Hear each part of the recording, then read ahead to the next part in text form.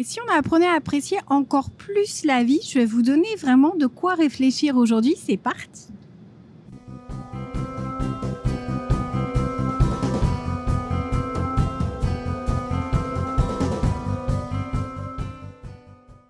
Bonjour à tous, c'est Valérie Sauvage. Je suis ravie de vous retrouver sur la jetée de Santa Monica, que certains reconnaîtront. Et j'avais envie aujourd'hui d'aborder un sujet vraiment important parce qu'il y a des années, quand j'étais hôtesse de l'air, je me suis retrouvée ici avec une jeune étudiante de 18 ans qui travaillait elle aussi chez Air France, mais juste le temps d'un été, et qui, lorsqu'on a proposé d'aller faire le grand tour classique que font beaucoup de touristes, notamment en passant par Santa Monica, sa réaction m'avait à ce moment-là un peu choquée, si ce n'est déçue, surpris, un ensemble d'émotions et de sensations, parce qu'elle m'avait dit « j'y suis allée tellement de fois qu'en fait, ça ne m'intéresse plus ».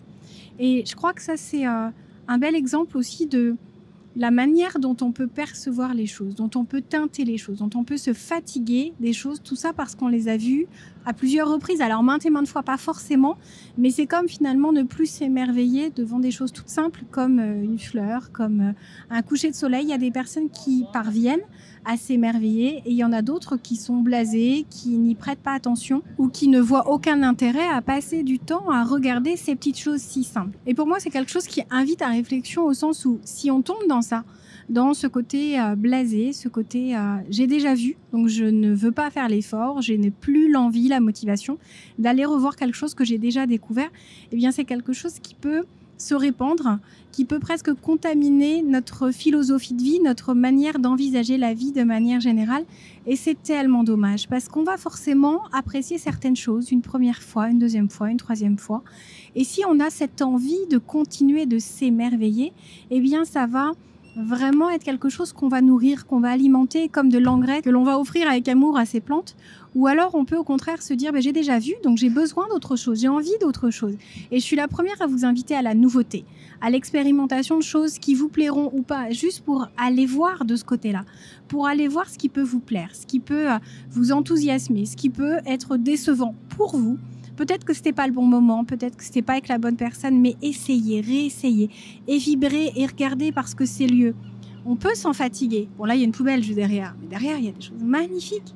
Et c'est très important de se dire que tout ça, c'est là, c'est quelque chose qu'il est important d'apprécier parce que tout ça, c'est beau, tout ça, c'est quelque chose dont on peut profiter. Pour l'instant, on ne sait pas, hein, il suffit des fois de lieux que vous adorez, vous dites je peux y aller quand je veux. Et au final, ces lieux disparaissent, ces lieux ne sont plus accessibles, où il y a quelque chose qui peut se produire et faire que ce que vous aviez eu envie de faire, vous ne le ferez plus. Par exemple, à New York, je m'étais dit j'aurais le temps d'aller faire les tours jumelles et on sait tout ce qui s'est passé en 2001. Et donc les choses ne vont pas forcément durer, ne vont pas forcément être là tout le temps. Donc émerveillez-vous autant que vous le pouvez. Profitez de la vie, admirez ces paysages, passez du temps avec les gens, émerveillez-vous d'un rien. Parce que c'est comme ça qu'on arrive à garder l'enthousiasme, la motivation, l'optimisme dont on a besoin pour réussir sa vie. J'espère que vous partagerez cette philosophie de vie, c'est quelque chose que vous alimenterez parce qu'on a absolument besoin d'alimenter ça, de prendre soin de cette notion d'émerveillement, de cette habitude à ajouter à sa vie un peu plus de beauté, de sourire, de lumière.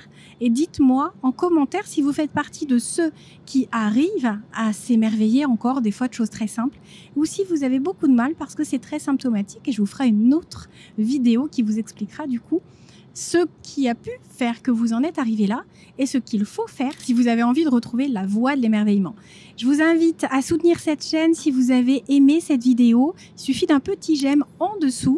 Ça me permettra de savoir que vous aimez et cela sera une contribution qui me sera fort utile pour la poursuite de cette chaîne. Je vous dis à très bientôt. Prenez soin de vous.